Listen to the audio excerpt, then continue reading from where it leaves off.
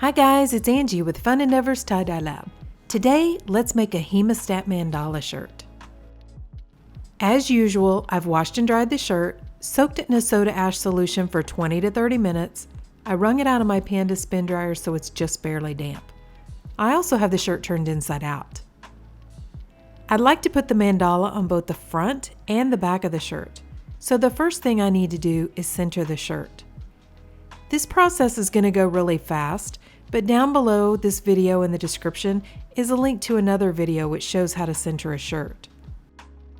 Essentially what I'm doing is getting both sides of the front of the shirt right up next to each other, and both sides of the back of the shirt right up next to each other, so that when I apply the dye to the shirt, the front of the shirt will look symmetrical and the back of the shirt will look symmetrical after they've been dyed.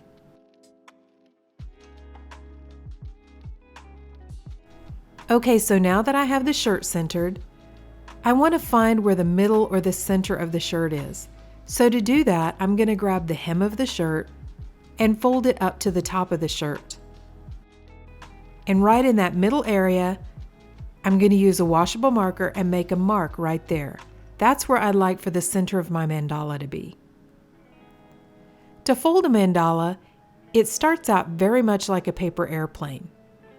Putting my finger on that mark that I just drew on the shirt, I'm going to grab the hem of the shirt and fold it up. After each fold I make, I'm making sure that I don't have any large wrinkles down inside of the folded area.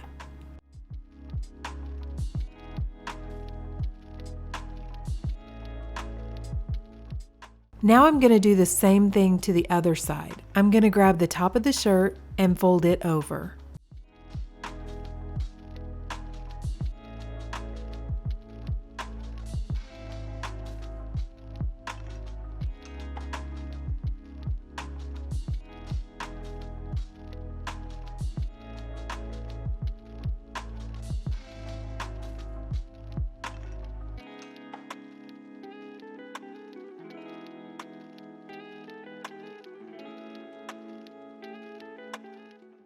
Now I want to fold this entire shirt in half right on the seam.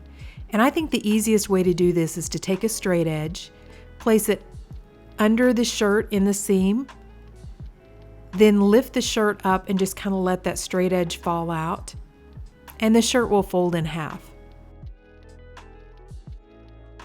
So if you notice on this one side, this is where I have all of the different seams or the different folds of the shirt.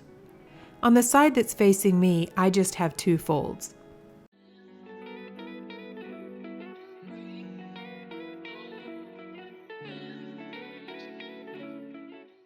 Taking the side that's facing me, I'm going to fold it toward the side that has all of the seams.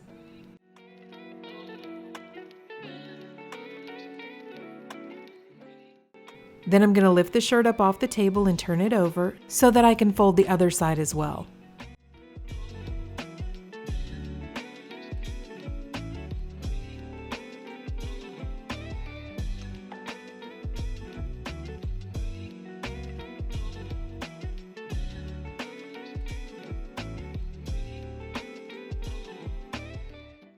Okay, so let's talk just a little bit about the hemostats that I'm using. I have a link below this video in the description for where you can purchase some hemostats off of Amazon. Most of my hemostats I've either purchased from Amazon or from eBay. And when I buy hemostats, I normally look for really sturdy hemostats that are nice and thick and won't break, and I look for ones that have a long teeth area. Most of the hemostats that I use are 8 inches and larger. But just because the hemostats are 8 inches, it doesn't mean that they all have the same teeth area.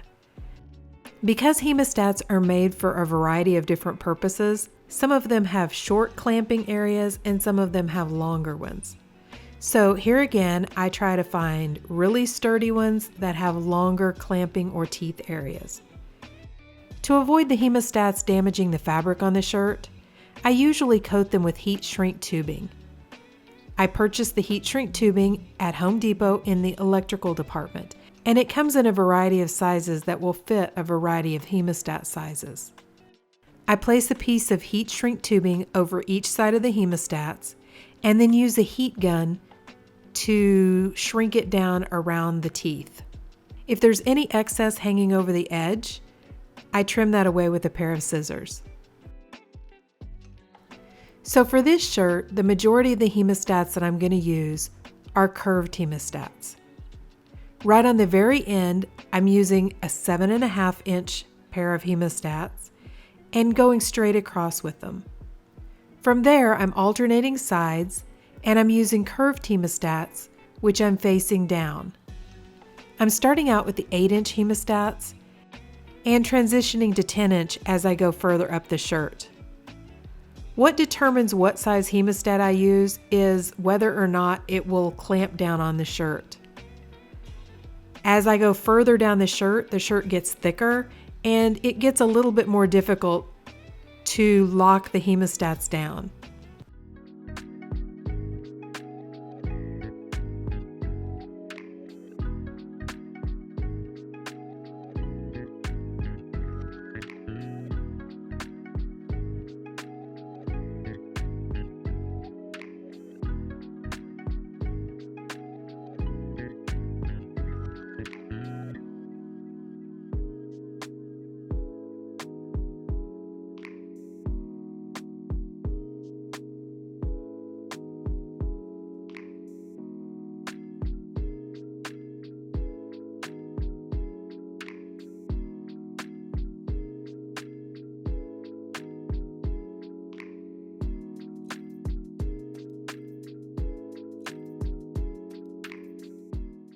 It's good to be cautious too when you're moving the shirt because sometimes the hemostats can pop loose. The pair that just popped flew all the way over the table. I didn't have any more curved hemostats to use in place of the one that popped, so I just added a straight pair there.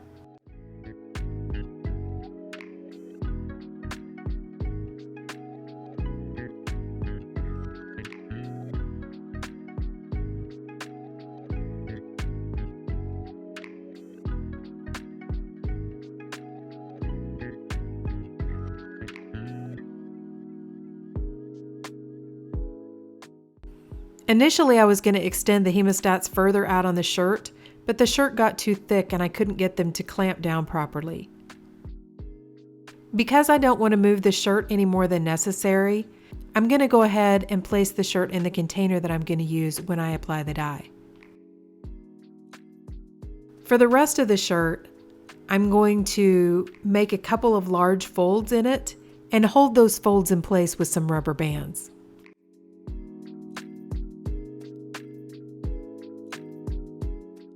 I'm going to put the shirt aside and allow it to dry out completely. I think I let this one dry about 3 or 4 days. Now that the shirt is dry, I need to make some kind of an ice barrier to keep the ice on this body portion of the shirt. I'm going to use a little bit of aluminum foil.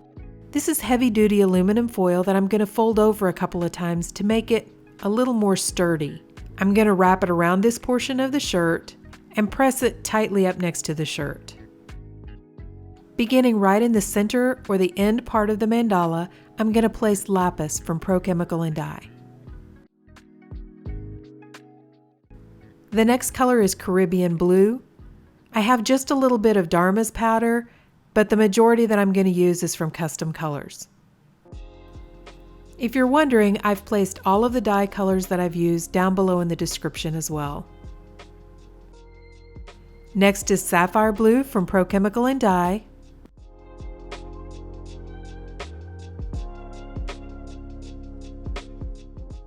Seafoam from Custom Colors.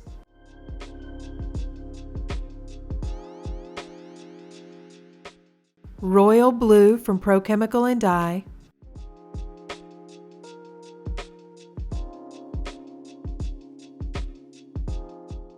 Aquamarine from Pro Chemical and Dye.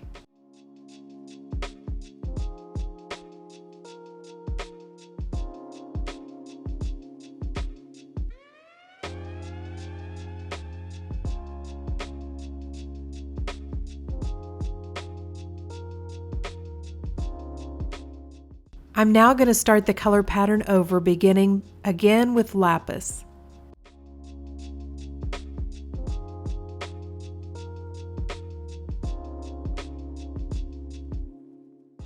followed by Caribbean blue,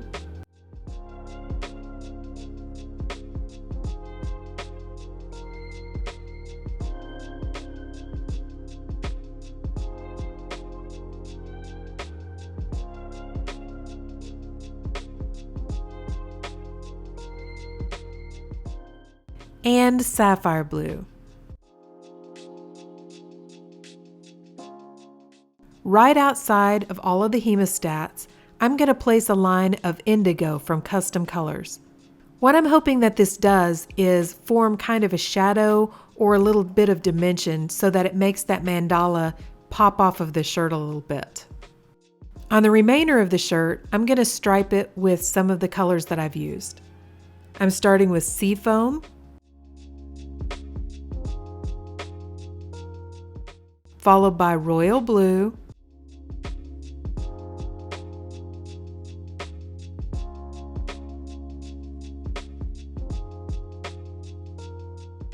Aquamarine,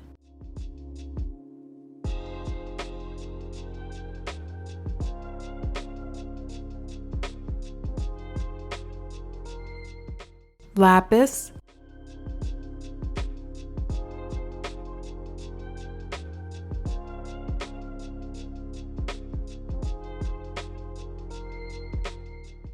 then I'm going to add Viridian Blue from Grateful Dyes,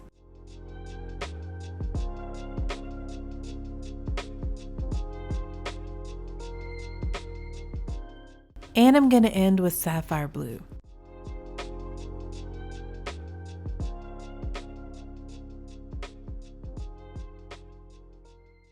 Now I'm going to apply a little bit more dry soda ash over the top of the shirt. This is just to make sure that as the ice melts and runs through the shirt, I still have plenty of soda ash remaining in the shirt to react with the dye. Then I'm going to add the ice on the shirt.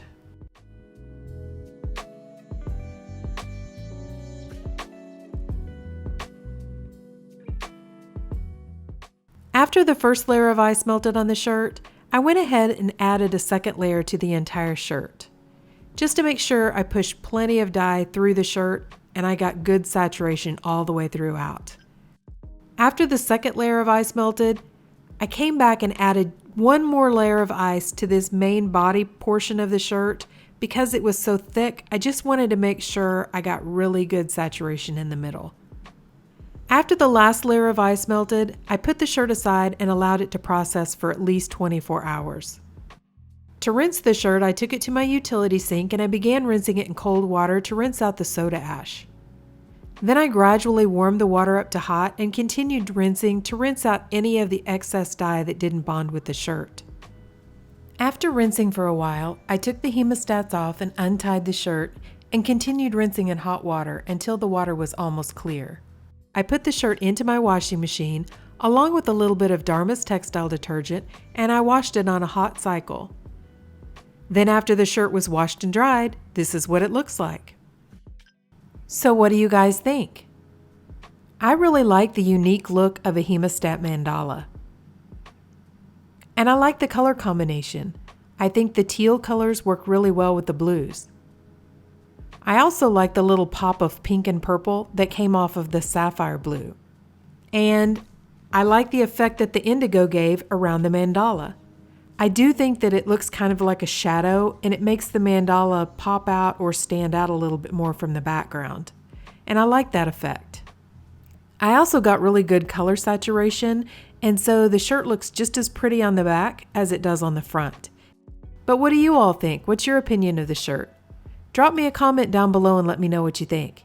And also, if you've enjoyed this video, I sure would appreciate it if you would like it and subscribe to my YouTube channel. Thank you all for watching, and I hope you have a great day.